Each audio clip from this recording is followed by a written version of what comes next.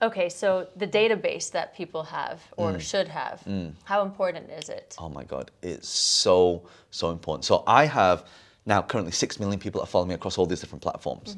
So if my Facebook dies, I just lost 2 million people. If Clubhouse dies, I lost 600,000 people. If Instagram dies, I just lost over 2 million people. So the key, you need to extract the data so you start owning the data, right? Because right now, okay, you got all these followers, but you see, these platforms, their number one objective is to keep you on the platform, right? So they give you a lot of followers, but if I make a post, it's not going to reach like 2 million followers, right? I mean, like if I go into one of my accounts now, okay, I don't know if you can see this, the reach on this is reached 446,000 people, right? So it's reached less than what 10 to 20% of my following. Yeah. So what happens is the more followers you get, the less reach you get. Why? Because they want you to spend money. Oh, really? Yes. So that's why if you ever notice, if you ever boost a post, if you ever do the boosting and things like that, and then you stop, and then you make a post, like, how come not getting reach? It's like a drug. Yeah. It wants you to, I need to get more likes, I need to get more comments, so you start spending more money. That's how they get you on the...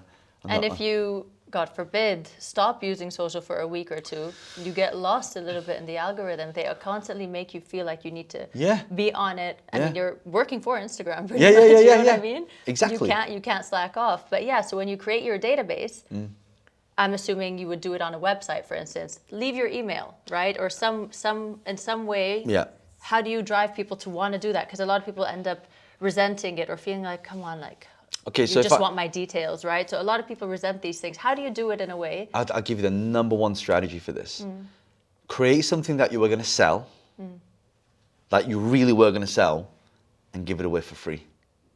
You see, when I say that to you, you're like, oh my God, you now feel like you're losing out for doing that.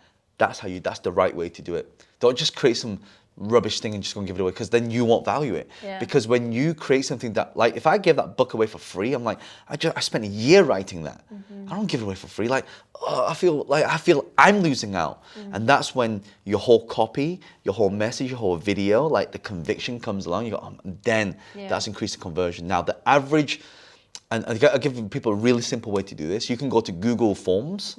You create a form. You can ask for any details you want: first name, last name, email address, telephone number. Right? And so you just take that link and you can shorten it using something like bit.ly. You can shorten the link like bit.ly/John's book, for example. Right? And you just take that link and you just promote it everywhere. Put it in your bio link. I've actually got 18 different ways to promote a link. I'll give you a few of them. You can go live on Instagram, pin a link. You can do a clubhouse room, pin a link to the top of the room. So as you're talking, I have thousands of people that come through my clubhouse room. I just pin the link to the top. So thousands of people are clicking on it, going to, opt in, right? And you can do it. I can do a collaboration with you. You can make a post on your one for me. I can put in a post. I can run a Facebook ad and a YouTube ad and a Google ad. I can do it in a story swipe up or a click through. I can do it on a text message. I can do it on create I have a Telegram channel, right? Where, people can just click on that. Okay, and then I can put the link in there as well.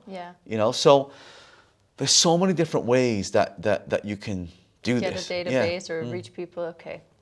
Okay. The importance, that's what I wanted to touch on before, but we didn't get to it. The importance of having a mentor. Is that important to get ahead? Okay. So I train a lot of professional athletes, CEOs of public companies, A-list celebrities. And every single one of them either has a manager, an advisor, a coach, or a mentor, one of these four things. Okay. Right? If you want to play a game, isn't it true that you should play with someone better than you? Right? If I want to jump out of a plane, right, and I want to learn to do it myself, I'm not going to jump out of a plane by myself, but most people do. That's the analogy. And so my first mentor, his name was Jing Tan, right? And his fee, because these they say that if you want to be a millionaire, you need to learn from a millionaire, right? So he was a multi-millionaire. So I said, can you teach me? And I was like, oh, you can do it for free, right? But millionaires are millionaires for a reason. Their time is very precious. So he said, okay, I'll coach you, but it was £10,000 for 2 days. And that was back in your 20s. Yeah, exactly. I mean, it was my 20s. I didn't have the money. So the only one thing I had was my car, right? And so I sold my car. It's a Honda S2000. I still remember it till it's the black. It's got the Knight Rider dials and convertible. So I sold it for 15,000 and I paid him 10,000 pounds for 2 days of coaching. All my friends said, John, you're being scammed. You know, why are you doing this? Why are you wasting money? Why would you spend it on your education? And what I realized is that a mentor is there to guide you. Each part of your life, you'll have different mentors, different coaches. I now have an investment mentor, right? So, you know, she'll say, okay, this company's doing this. That's why I kind of got into blockchain. I mean, that's not even my field, right? But blockchain, NFTs.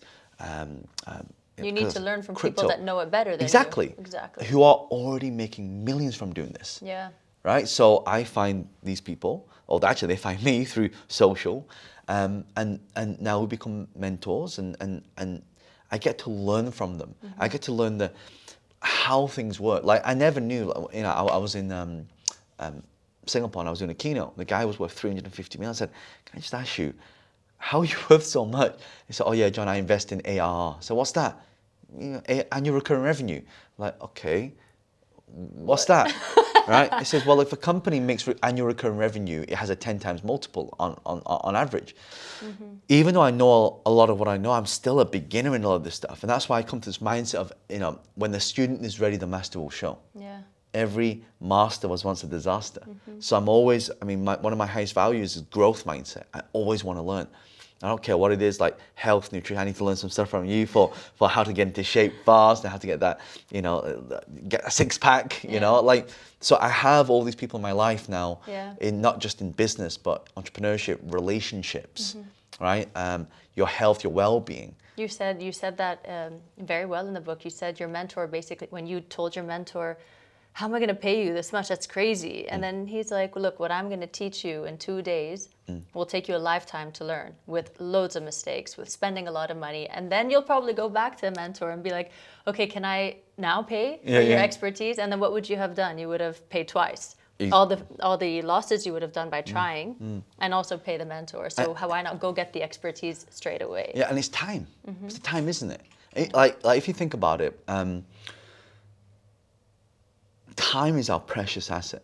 Like this time we'll never get back, which is why I want to make it great so it can make an impact to the next generation. Yeah. And money, even if you lose money, you can always make money back.